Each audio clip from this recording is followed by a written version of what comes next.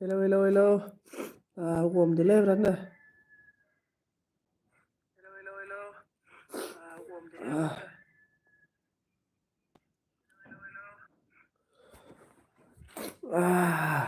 Gồm mình đang Loka Rahul.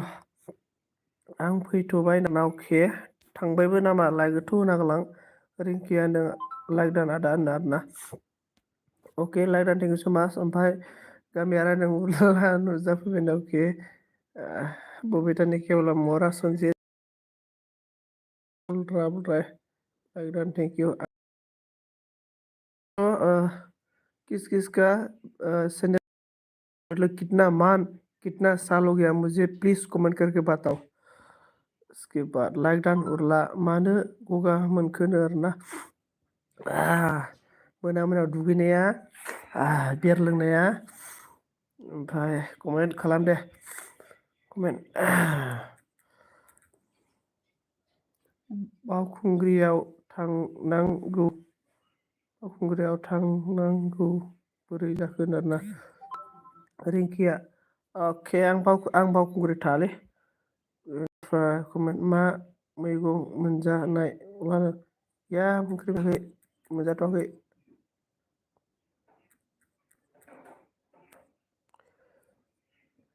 ओइ बैसागो फैया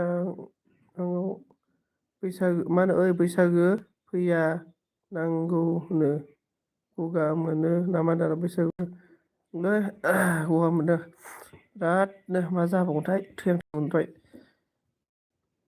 दिनै सुर्य ग्रह'नि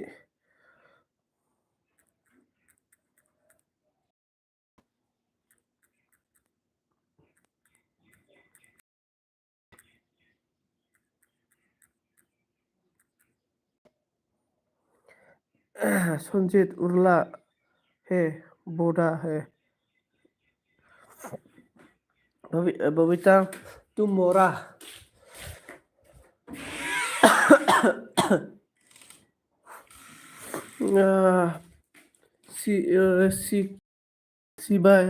सिबाया आदिरिनि नङा मोनबाय आगै ओंखि उरला थाब हामदों दे होनना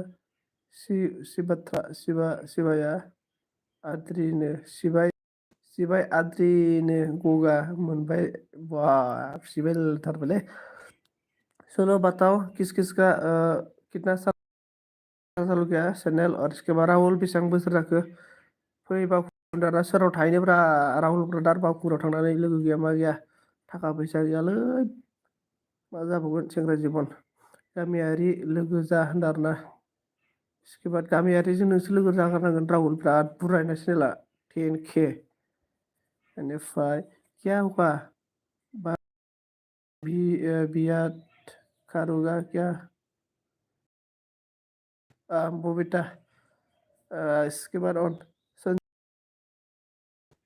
मा खबर बर' होनदों खबरा थिगानो ब्रादार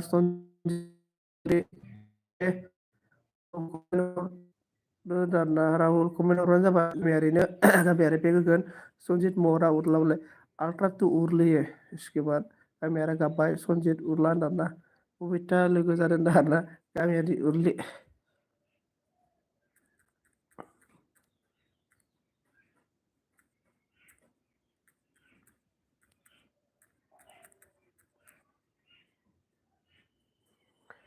बबीता लोगो जाना बबीता देखो हम लोग का राहुल है ना राहुल के साथ फ्रेंड हो जाओ इसके बाद गाज्रि मोनदाङा दे उरला अननानैसो होनदों नों उरलि होननायखाय आंखौ आरोना गाज्रि मोना जेबो गाज्रि मोना आरोना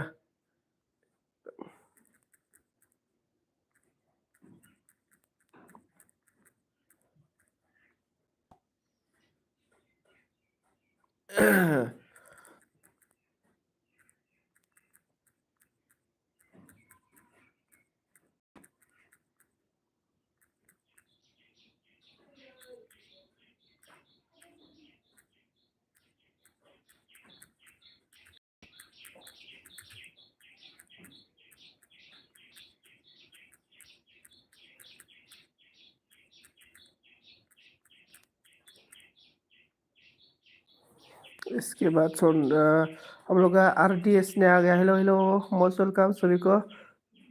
संजीव गामियारी बोल रहे हैं हम लोग का। गामियारी प्रोफाइल चेंज कर दिया रे, बहुत अच्छा दिख रहा है गामियारी का प्रोफाइल। इसके बाद RDS ने बोला मेरी भी प्रिया करके तो राधे कृष्ण। ओके राधे कृष्ण, मुझे हिंदी समझ में नहीं आता रे, हिंदी भाषा मतलब हिंदी लैंग्वेज। राहुल जॉइनिंग करो। राहुल होनदों ट्रेन स्टेशनाव थानोसै आरो आब' रिंकिजों जाना। अब रिंकिया खारबाय नामाथाय, रिंकिया फाग्लालै, रिंकिया बहा खारखो।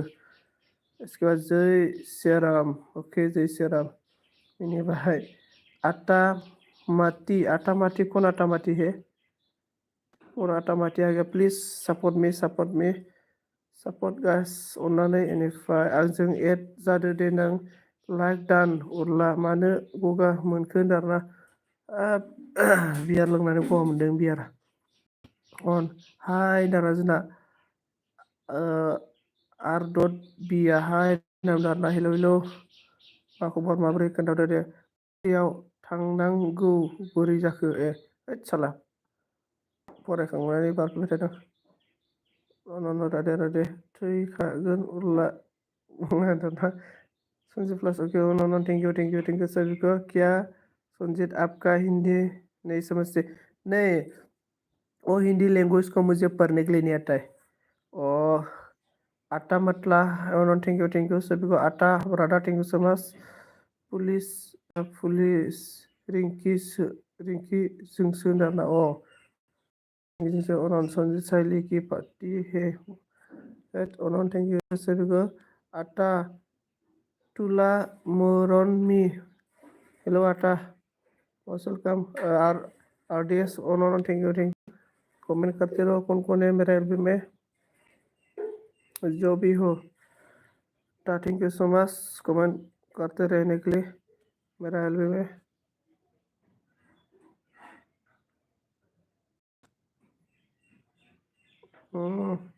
लोंबावनो उरला गगा मोनलायनाय दारना मैया।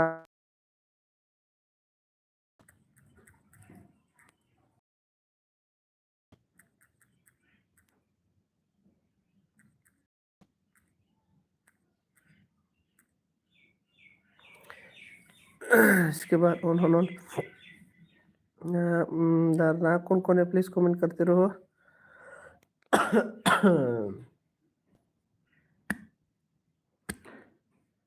गामियारि ना मनो चेनेल ना मनो चेनेल नों गैयालै मोनाखैबा।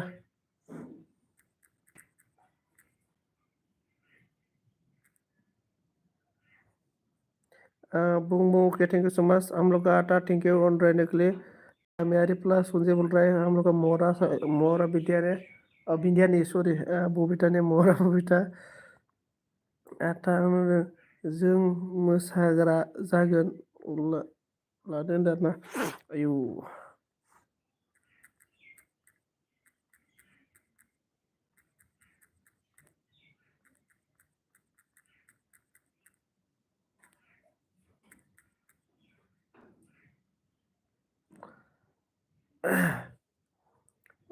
Thank you. हंस रहा है।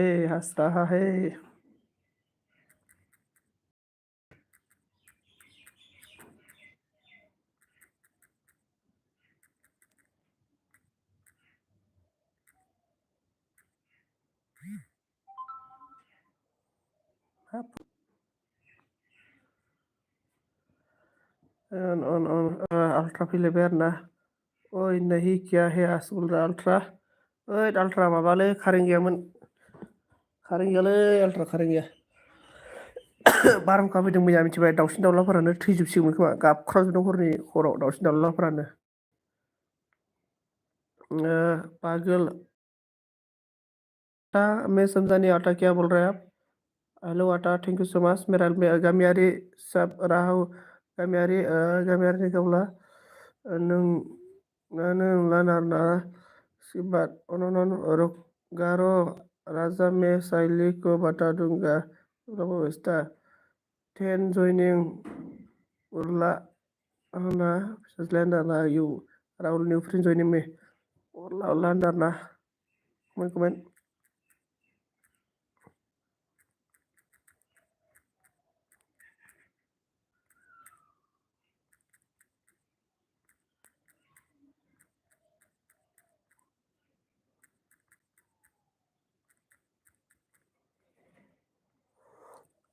दिनै सुर्य ग्रह'नो माथो बायदोंना सुर्य ग्रह'नोलै दिनै ओंखारलाबायनासो आल्ट्रा बाहेराव मेगन खाना जालांगोनबो बेनिफ्राय मिनिबाय जोंना गामियारिया कमेन्ट खनै कमेन्ट गोजान बायना खाथा मा खायथानिफ्राय गोजान खैथानिफ्राय जागोन माबानिफ्राय दुइथानिफ्रायनो दुइथा राहुल अन राहुल मा ओंख्रि जाखो राहुल नोंना चेनेला खै बोसोर जाखो खोन्थालाय खै मास जाखो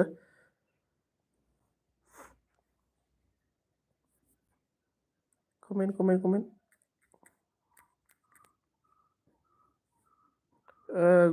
गुड आफ्टारनुन गाइस दाबो जोंना एमडिएम हेल' हेल' एमडिएम ब्रादार मस्ट वेलकाम एमडिएम ब्रादार मा खालामदों खोन्थाहरदो दे कमेन्ट समेन्ट बेनिफ्राय मा मावबाय दङ मा ओंख्रि जानाय खोन्थादो दे गामियारि आब'आ मा ओंख्रि जानाय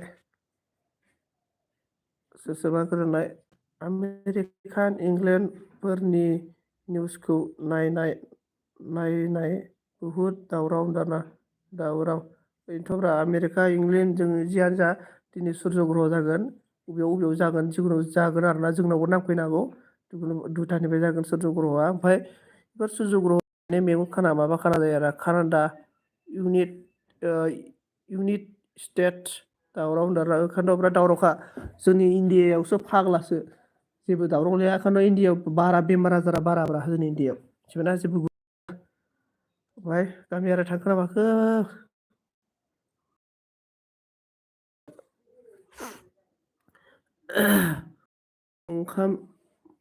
ओंखाम जाहांदों दाना दासो आर्ट बायसिगोन आर्ट बायसिगोन दाना बायालै फाग्ला आर्टआ एमडिएम नोंना बेसे गोबाव जाखो चेनेला खै मास जाखो खोन्थाहरलाय राहुल खोन्थाहरलाय खै मास जाखो चेनेला गामियारि मा जाखो थांबाय नामा खोन्थालासै माथो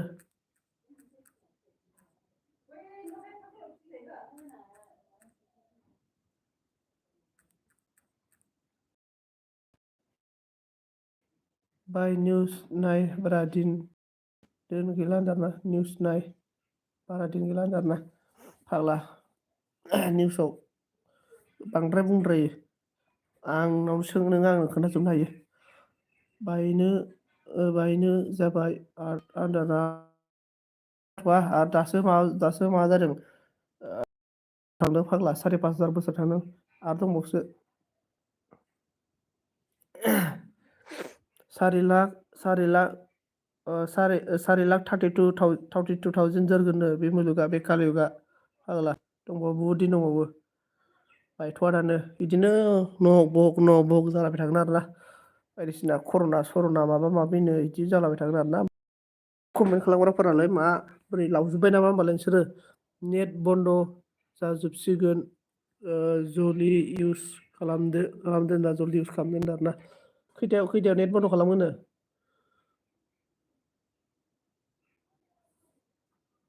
फाग्ला आल्ट्रा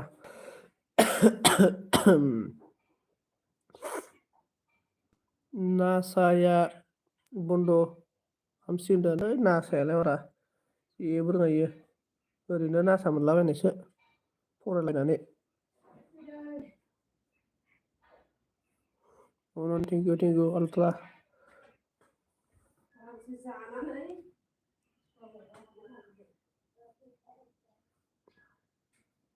कमेन्ट खालामनो बावबाय नामा नोंसोरलाय रावबो गैला माथो मा जाखो मानसिफोरालाय एकदम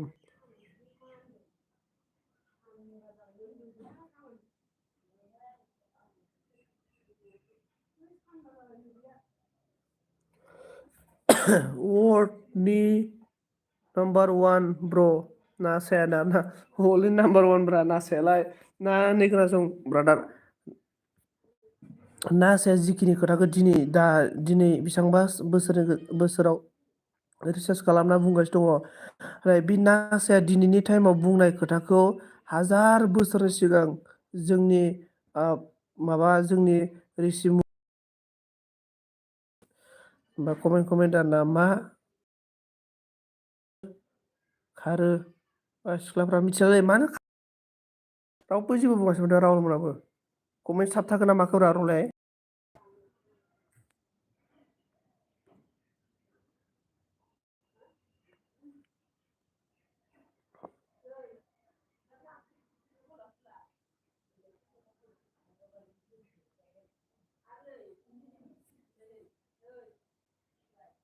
कमेन्ट थाबथायाखैथ'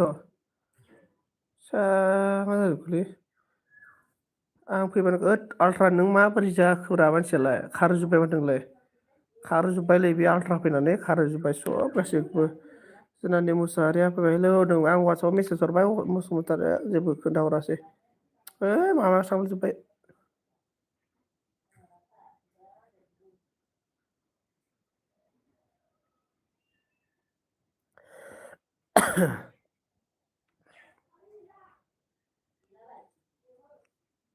लोगोआखै नामा दाना अन थेंक इउ नेट बन्द' खालामसिगोन दाना खालामदोंलै नेट बन्द' खालामो ना मा खालामो आलासि फैदों आगै दाना अके आलासि फैदों बेसेबां आलासि फैब्रा आलासियानो जोबनो रोंला नामा औवा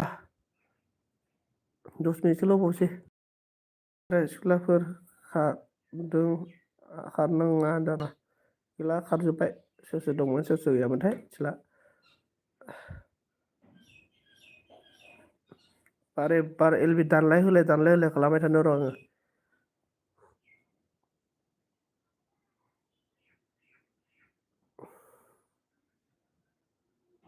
आङो थेंक इउ स' माच ना एम दङ बाजै फैदों क'क्राझारनि अके बाजै मा सिरि सिरि मानसिफोरालाय मानसिफोरा बिराद दुरबल दिनै खमजुरि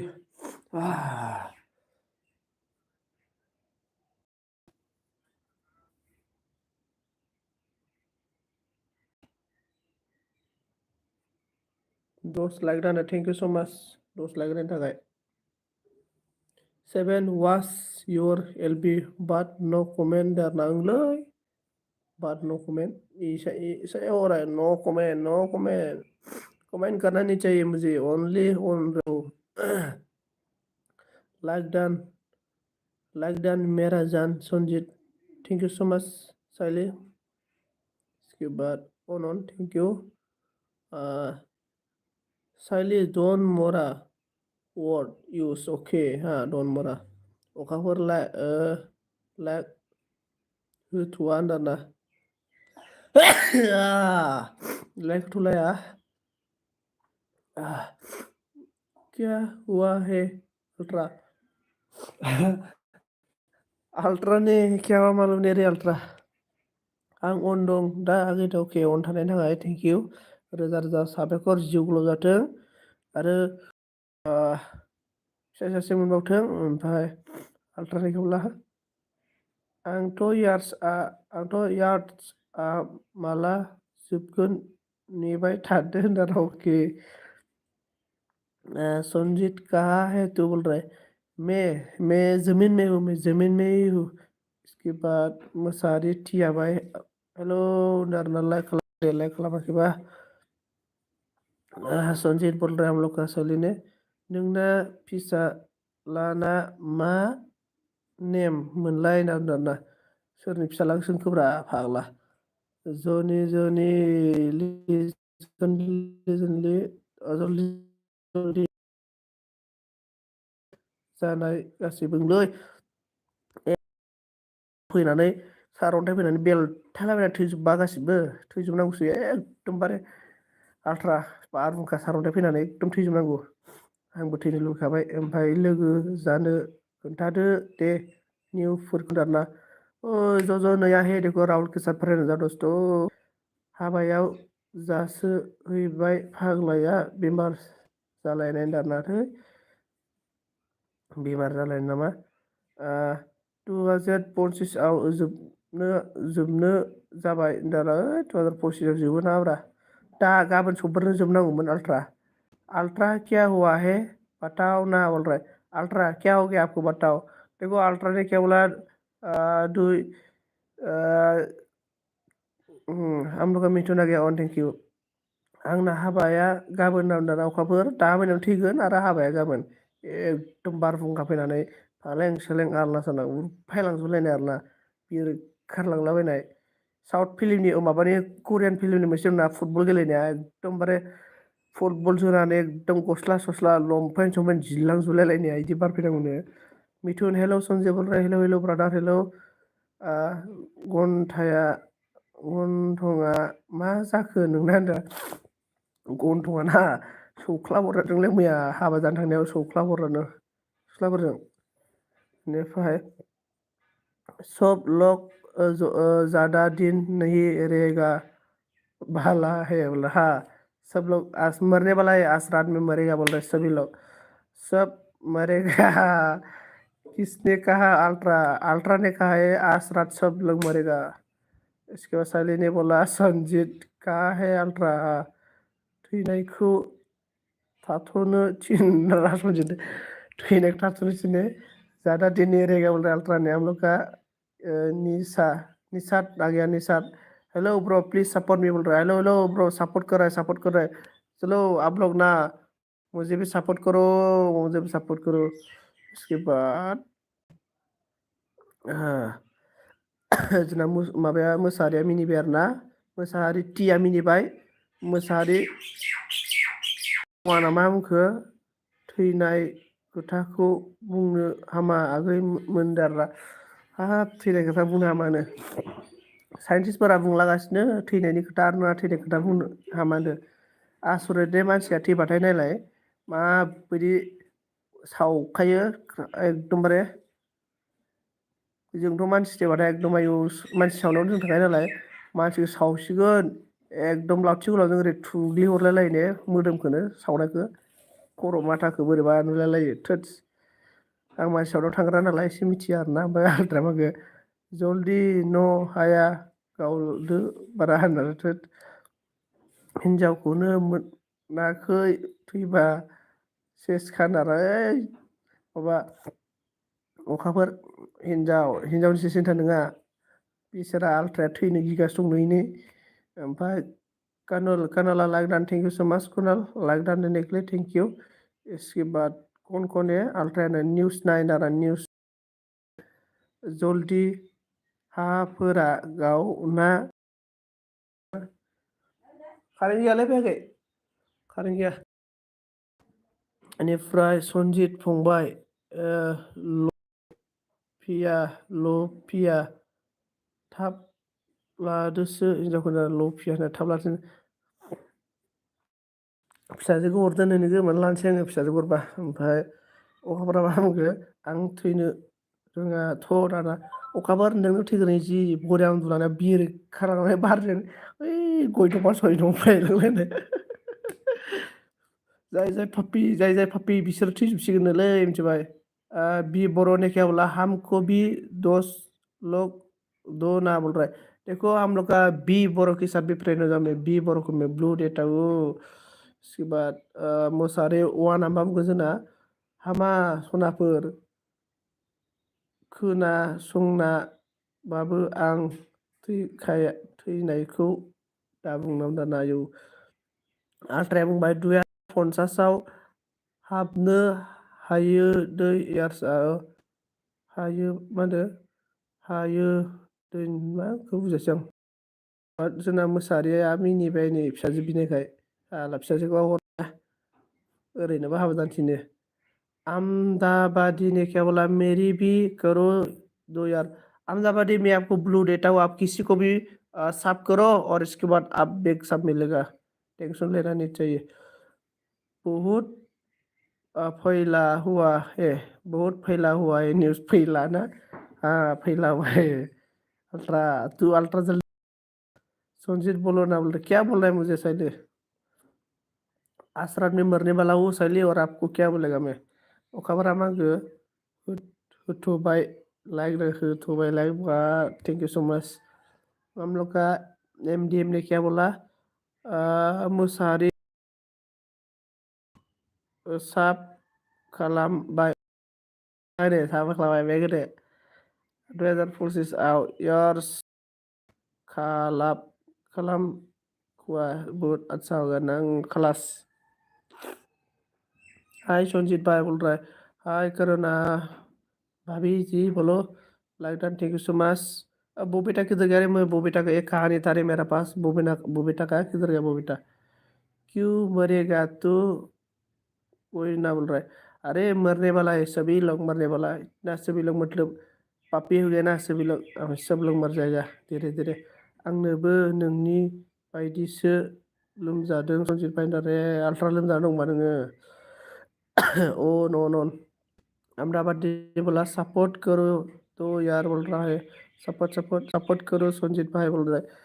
सपोर्ट तो मैं ऑलरेडी कर गया आपको करोना। और देखो करोना के साथ करोना को भी मैं ब्लू दिया है। देखो एक दूसरे के साथ फ्रेंड हो जाओ। टेंशन लेनानै संजीत जल्दी थैबानो जाबायना भाई नोंलै जल्दी जल्दी थैनांगौसो एकदमबारे। इसके बाद मोसाहारि टिया मा बुंखो बेग हरफिनगोन आं एमडीएम यूट्यूब में भाई आप लोग का सुरभि ने रो रहा है। सुरभि अभी रोने का टाइम नहीं है सुरभि। आपका चैनल कितना मान हो गया बोलो। न्यू फ्रेंड ज्वाइनिंग सुरभि के साथ ज्वाइनिंग हो जाओ जो ने। संजीत मेरा भी तबीयत खराब खराब तो बाय बाय। सली क्या हो गया आपको? क्या कौन सा तबीयत खराब हो गया आपको बोलो? ओकापरा मिनी भाई दूसरे आईडी से रिटर्न को सर्वे के साथ दूसरे आईडी के साथ रिटर्न मिलेगा। मार देगा टाइम में। करोना क्या हो गया आपको? करोना बीब्रो ने बोला मेरा लॉन्ग को भी पार्टनर करो। तो देखो बीब्रो को भी पार्टनर करो। पार्टनरशिप अखापरा मिनी भाई मसारिया ऑन लाइक इस लोनली दिला ओके ओके। हम लोग का लाइफ क्या है मालूम है सभी को? जो मोम मोम है ना, मोम मोम को कैसे जलाते हैं ना, जो मोम मोम का जला हुआ जो आग है ना, वो आग का जैसा हम लोग का लाइफ। हम लोग का लाइफ इतना लाइफ को लाइफ इज गेम। लाइफ इज ब्यूटीफुल दोस्तों। इतना अच्छा हम लोग का लाइफ मतलब जहाँ हम लोग जो भी मन करता है वो कर सकता है। जहाँ हम लोग का मतलब किधर भी जाओ हम लोग जा सकता है। हम लोग इतना सोचता है, इतना कुछ भी कर सकता है। हम लोग का मतलब हम लोग जो फीलिंग्स है ना, जो फीलिंग्स को हम कर सकता है। इसलिए हम लोग का लाइफ ब्यूटीफुल है। और हम लोग का इसके बाद हम लोग का लाइफ ऐसा है क्योंकि जो प्रॉब्लम हो जाएगा ना, इतना प्रॉब्लम होगा, प्रॉब्लम से हम लोग निकल नहीं पाएगा। मतलब एक बार गिर गया ना, गिर गया, कभी ऊपर नहीं आएगा जैसा। अब जैसे हम लोग गेम खेलने में जैसे हम लोग गेम खेलेगा ना, मरेगा ना, मरने के बाद हम लोग दोबारा नहीं मिलता है। नेक्स्ट फास्ट से खेलना पड़ता है तो ऐसा। इसलिए गेम लाइफ इज गेम, लाइफ इज ब्यूटीफुल। मादि मानसिफोरा हां नोंलों आल्ट्रा अके अखाफ्रा नों मा ओंख्रि जायामोन ब्र? ओंखामखौनो जायाखै दाबोनै दा मोनायाव थेखासिगोन ना। ओमफ्राय जयनिं खर' टारगे जों सोरबेखौ जयनिं जाओ आरो नेक्स्ट जागोन अके आल्ट्रा लाइक होग्राबाय फंबाय आं थांनोसै सोलाबला दाना दे मोसाहारियाबो दिनै लोगो मोनस्राखाबाय। दा मोनानिफ्राय लोगो मोनखानाय नंला। दा मोनायाव थैजोबखासै नालाय। एमडी ने बोला करुणा ब्लॉग सब कर दिया बेक कर दो बोल रहा है। सुरभ ने हंस रहा है रो थैंक यू। साली ने बोला क्या हुआ हो गया तुझे कॉल से आल्ट्रो काल से आल्टू फाल्टू बात कर रहा है बोल रहा है। अरे साइली बोलो खाना खाने के लिए जा रहा है रे मैं। क्या करो भी बंद करना चाहिए कि नहीं करना चाहिए बोलो? कार लाइन में नहीं है। 2025 ओके वही तो सपोर्ट करो करोना को।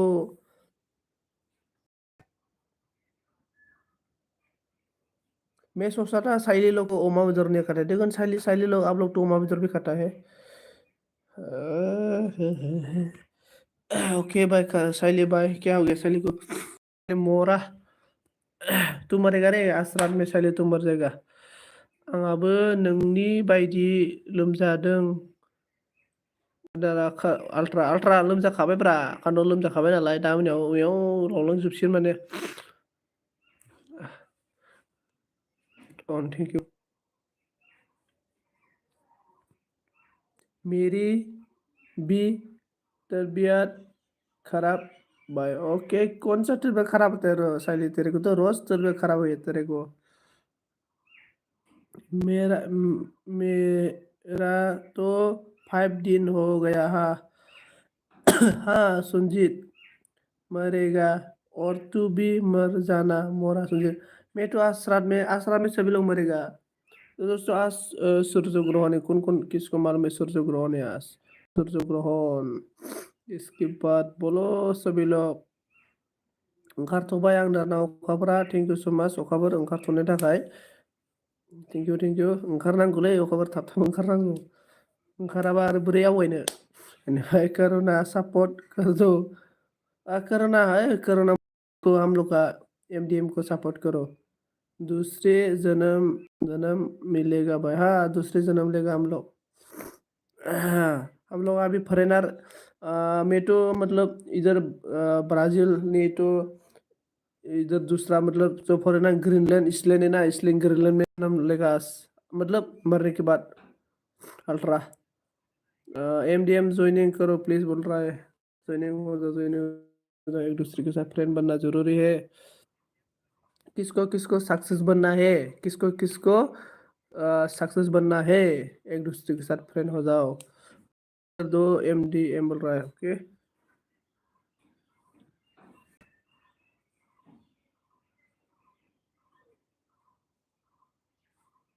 थैंक यू सो मच दोस्तों सभी को मेल भी बंद करेगा रे आज खराब है मैं भी मरने के बाद अच्छा जगह पर पैदा होगा अच्छा होगा वो अल्ट्रा अल्ट्रा तू ना तो मरने के बाद कुत्ता होगा रे इतना खराब कुत्ता होगा ना अल्ट्रा तू कमेंट चेक करो ना कमेंट चेक करो एमडीएम ने हो गया हम लोग का मुसारी on thank you so much डोन एन एल बी देखो मैं खाना खाने के लिए बुला रहे हैं मुझे नहीं तो बाद में कोई खाना खिलाएगा मुझे अल्ट्रा मुझे रिटर्न किया है नहीं हो रहा है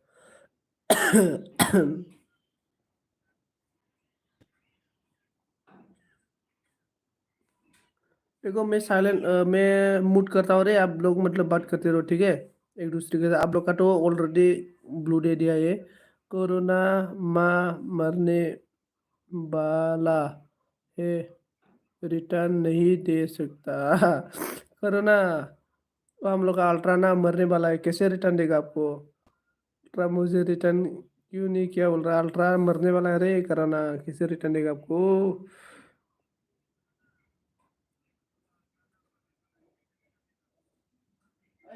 ओए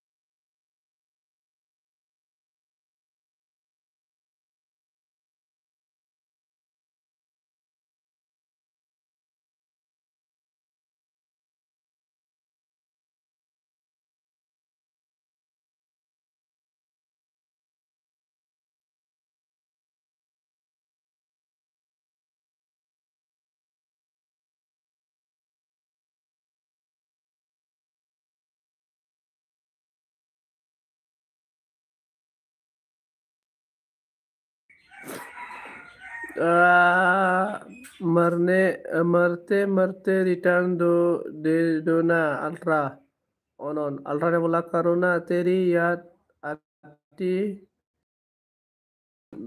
दिया तो हाँ ऑन हाँ कब मरेगा रे मैं दोस्तों हाँ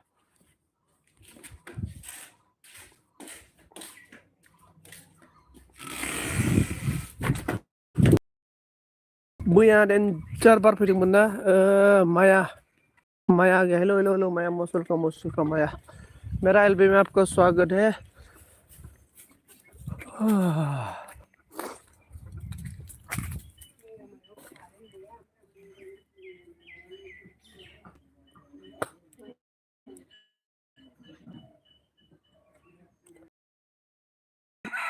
ये दुनिया दुनिया और है 4 लाख बाकी है 4 लाख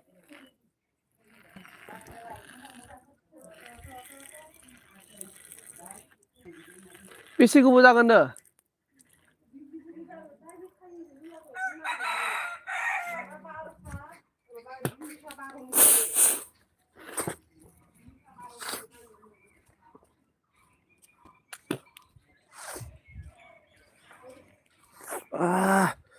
गरमलै दुनिया कौन खत्म करना है दुनिया अल्ट्रा बोलो दुनिया कौन खत्म करना वाला है मैं मैं मैं है गेमर बाय ज्वाइनिंग करो बोल रहा है देखो दुनिया ना हम लोग ही ऐसा ना बोलो हमारा हमारा जीना है बोल रहा है और मतलब दुनिया तो एक दिन या एक दिन तो खत्म होगा मतलब देखो हम लोग का भागवत गीता में लिखा है कि अभी कितना हो गया 5,500 मतलब 5,500 5,500 हम लोग का दुनिया रहने हो रहा है अभी मतलब 4,32 ईयर्स दुनिया जिएगा अभी देखो कैलकुलेशन मारो कितना दिन है अभी दुनिया मरने के लिए ठीक है उरले दुनिया कौन खत्म करेगा बोलने से भगवान ही दुनिया खत्म करेगा मैं ओंकार ओंकार इस दुनिया में कौन ओंकार है हम ही ओंकार है हम नहीं मैं मतलब सभी मतलब मैं ओंकार इसलिए ऐसा अल्ट्रासोना दारना उनाव मिनिदोंलै उनाव एसे खोन्थाना होलाय अल्ट्रा थैजोबसिगोननो मिथिया इयो जल्दी जल्दी मरना है जल्दी जल्दी मरना है सभी लोग आप लोग तो क्या मुझे तो जल्दी जल्दी मरना है रे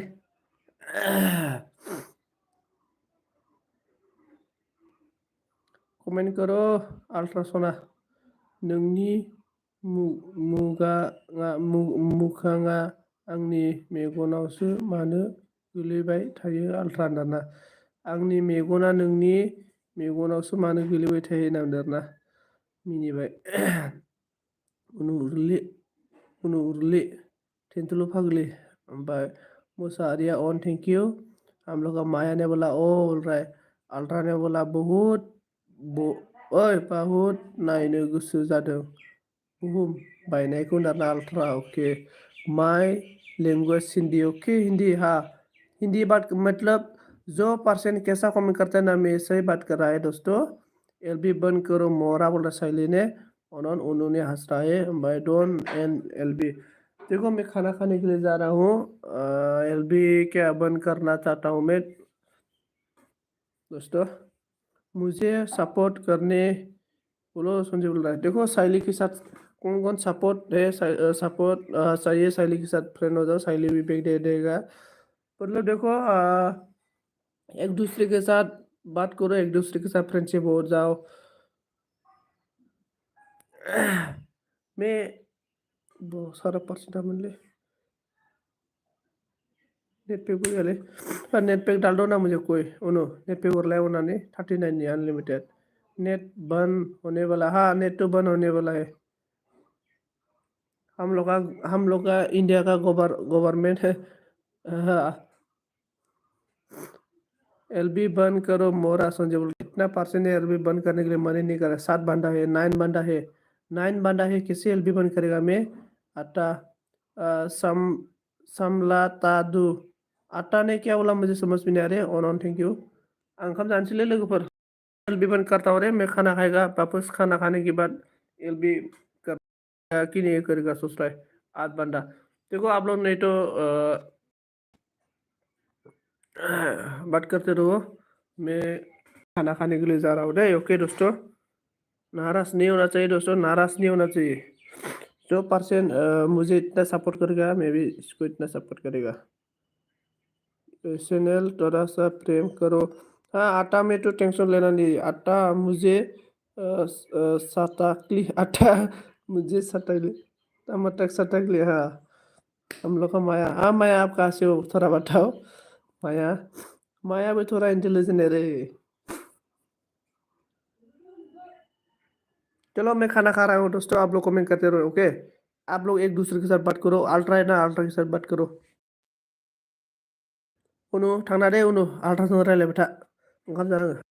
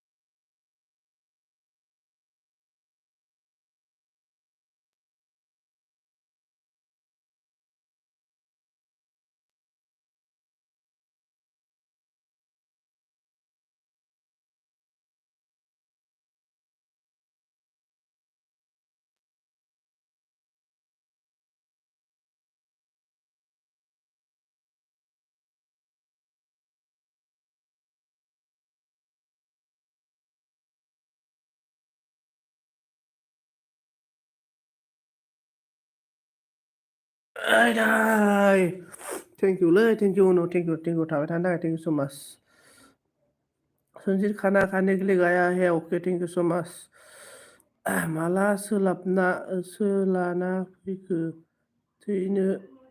थैनाय खोथा रायलायबाय थानाया भइस अफ खालामबाय नामा मोरा संजीत कहाँ गया मोरा संजीत ने मरने वाला था रे जिंदा वापस हो गया खाना खाने के लिए गया हाँ ओके उन्हों थैंक यू सो मच नाम ले उन्हों न्यूज़ देखो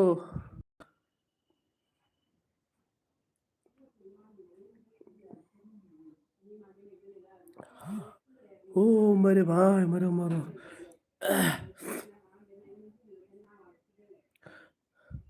बोलो दोस्तों कौन कौन खाना खाया था कौन कौन खाना खा गया और कौन कौन खाना नहीं खाया बोलो लाफा ओंख्रिया गोथावथारमोनलै उनाव जोंहा कौन कौन चला गया बिबराबो मा दारि ना मा सारनानै दोनै लाजोबो बिबराव मालाबानो फैनानै मिनिनानै थांलांबाय होमबा गो सार्च बाबिसाय मालायनि निउस हा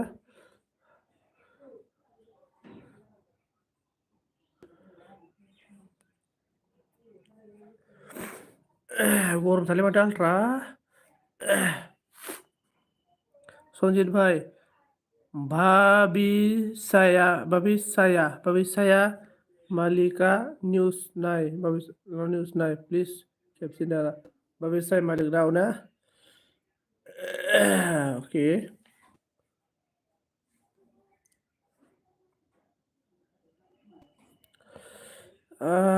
नार्जारी प्लस संजित मोरा 21 लाइक डान गुलु गुलु thank you so much BM BM तेरे को मालूम है कि नहीं रे बीएम आज मरने वाला है सब लोग बेवहाय मोनथिगोन मा बुहुमा दाना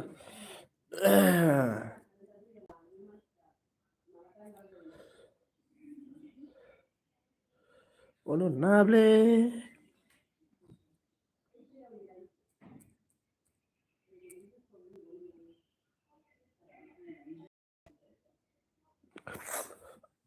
Honorable आंनि प्रफाइलखौ नुनानै फाग्लि जादों होनदों नामा क्या मोरा अल्ट्रा थोड़ा बीएम को बता दो जिंदगी क्या होने जा रहा है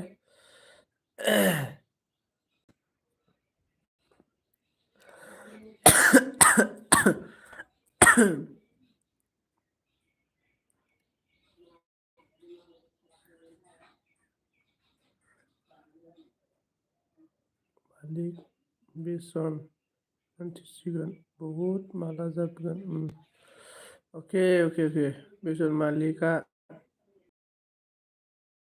ओके मा जायो नेट स्लो हो गया रे क्या हाँ नेट तो क्या नेट भी स्लो हो जाएगा बीएम नाना जी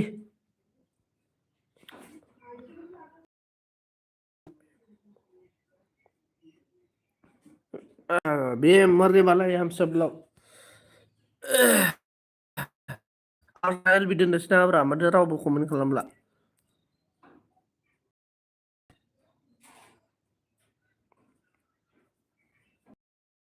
हेलो ब्रो निसात हेलो ब्लग निसात हेलो हेलो आल्ट्रा आङो 59 मिनिट बानो होगोन दै आरो 2 मिनिटल'सो दे आल्ट्रा 2 मिनिटनि उनाव आं दाननांगोन दै 59 मिनिटल' होगोन दिनै दै सब मरने वाला मैं एलबी बंद करने वाला अरे दोस्तों एलबी बंद करने वाला हूँ मैं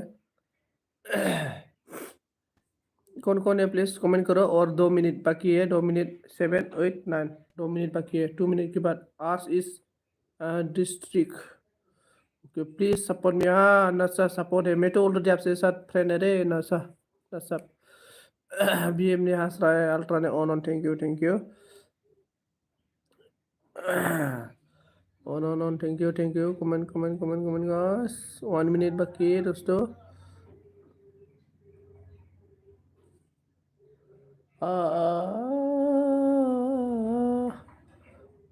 माइनावहाय बिदारना माइनाव लाइक खालामना होदो दे लाइक खालामनायखौहाय एलबिदारनोसै only 1 minute बाकी 1 minute नि 15 सेकेंड 16 सेकेंड बीएम सब मरने वाला है मोरा like done thank you so much माइनाव अब 26 27 28 ओंखाम जानो थांदों बिसोरो होनदारना ओंखाम जानो थांदों बिसोरनो अके on burn LB burn and ultra mora alright bye आं निउस खोनायखौ नायदों आरोना निउसआ माबोरै मोनलाय आल्ट्रा